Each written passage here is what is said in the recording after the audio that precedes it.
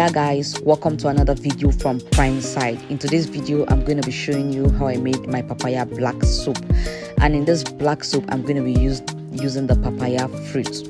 Now when selecting your papaya, make sure it is not too ripe, neither is it unripe. Okay, make sure that it's having some kind of ripe part and then some definite part of unripe part.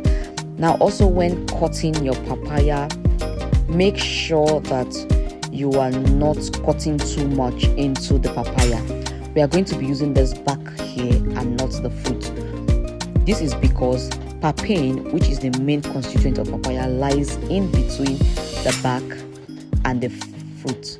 So you see the part in between the back, the green back and the yellow fruit is where the papain lies. So if we cut the back out and use just the fruit, we end up not getting papain, but probably we may get other vitamins from papaya.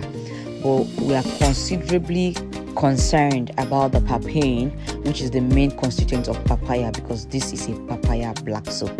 So I'm taking the leaves, the back out, and I'm also adding some fruits of the papaya. That is, I'm taking some of the flesh alongside with the back so that I also get some other vitamins that comes with papain. So that is why I'm not really cutting the back as thin as I should. I'm cutting it with some extra flesh, but I'm not going to be using the flesh here. I'm going to be using the back so that we get maximum papain in our black soup. Okay, so after peeling my papaya, I'm going to be cutting these long chunks in smaller pieces to enable me blend them. Also, I'm not going to be using water to blend these fruits because I don't want any growth of microbes, and that's why I usually don't advise raw fruit to be used in black soup. But if you should use it, make sure that you do not also let water go into the concoction. That way you can preserve your soup for a longer period. So I'm cutting this into smaller chunks to enable me blend them. And then I'm going ahead with my stick blender to gently chop this and then blend. Please note that this video is on fast forward. I wasn't really this fast. I actually did this slowly so that you don't go spoil your hand blender. Okay, one thing that is so peculiar about papain is the fact that it renews the skin. It contains little exfoliating properties, which makes it an excellent ingredient for the face and the body. It also contains antibacterial and anti-inflammatory properties, which will help to heal wounds, to reduce redness and inflammation on the skin, and a whole lot of other goodies that papain offers. Papain is also considered to be a slow lightener, so it means that it can actually lighten the skin, but I don't think so. I only believe it can help to brighten the skin. So I'm done here, and this is what I have. It's not too smooth, but I think it is okay and is ready to use. I'm going to be measuring the grams I want to use here. I think I'll be needing just about 100 grams. So after measuring out the papaya that we are going to be using here, let me go ahead to measure out my black soup. For my black soup, I'll be using my Ghana black soup, which is made from plantain or cocoa pod starch and is suitable for all skin type. This black soup has been peculiar to Africans for a long time with so many benefits. And there are so many ways to formulate with this black soup, which one of them is what I'm doing right now. You can grab my ebook to get more information about how you can make your black soup for yourself and for your commercial use. I'll also be dropping the list of the ingredients I used here on the screen in this video, so keep watching. So right here, back to my papaya puree, I'm going to be adding the rest of my ingredients in this bowl. So the first ingredient I have here is my honey. Make sure to watch out for your honey and use the best. Honey is a humectant that will actually help to moisturize the skin and help to keep the skin hydrated. And so many people have been asking me why I don't use honey in my black soup. It is very much okay to use honey in your black soup. Okay, it's a humectant, it's nice, but usually it doesn't really come to my mind. I'd rather use glycerin, hyaluronic acid for a more potent humectant.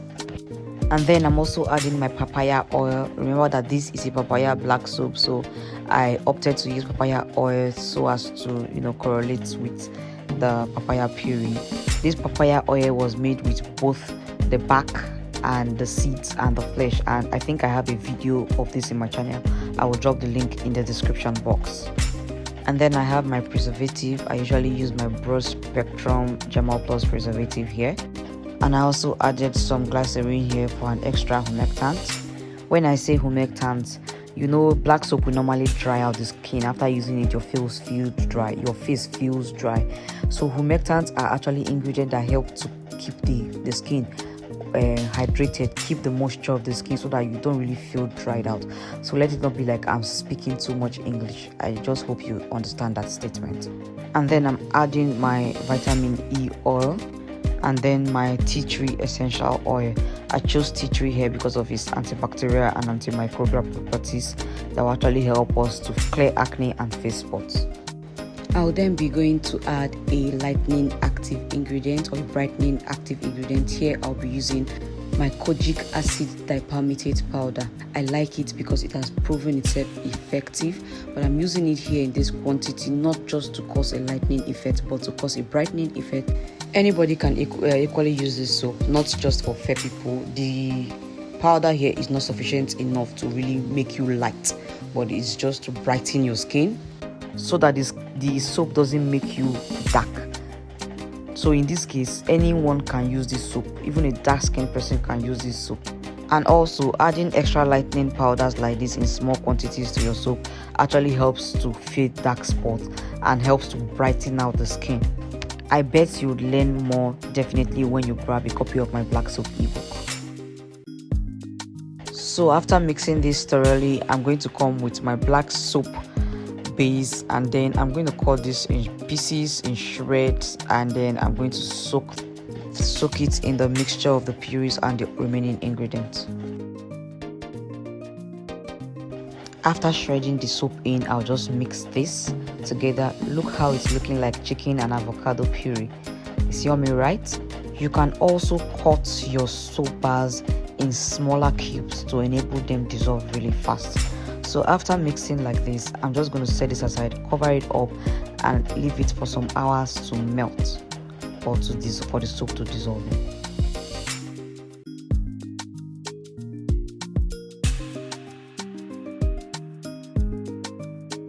After about 5 hours, I came back and here is what I met. It wasn't fully dissolved, and when I stayed, I still had some chunks fully embedded inside. They were not fully dissolved. So if you have enough time, you can leave this to dissolve. You can even leave this for the whole day and come back the next day. By then, the purees must have soaked in it. But if you're not patient enough, you can go ahead and take this to your mortar to blend. But for those of you who do not have mortar, I would advise you keep this. It will definitely soak, trust me, it will definitely soak in, and then you can just mix with your hand. But for me, I really do not have this patience, so I'll go ahead with my mortar and just pound. So I just transfer this into my mortar and then I'll pound. Also with this consistency, if you have a strong hand mixer, you can use I do not always advise you to use hand mixers for your black soap because of the consistency. It may spoil your hand mixers. But if you have a strong hand mixer, you can try that with this soap because of the consistency it has right now. It's really not that thick, okay? So I'm just going to keep pounding until I get the fluffy black soap that I need. Now see how this black soap looks. It's looking all this fluffed because I actually used a mixer in between before continuing pounding, but I didn't use it for long so I don't spoil my mixer. So this is what I have. So for those of you who are not able to get mortar, especially for those of you not in Africa and always asking me what you can use in place of mortar, you can actually get a strong bowl and a strong bottle and then use it to mash. Make sure that the bottle is not something that will break in between. A strong bottle, you can actually use that to achieve this, but make sure that you are making for a small quantity. Please don't attempt using that for making large quantity. You can just go get an industrial mixer instead. Okay, so here we are done with mixing, and this is not the final state of the soap. I'm also going to cover this soap here and leave this soap till the next day.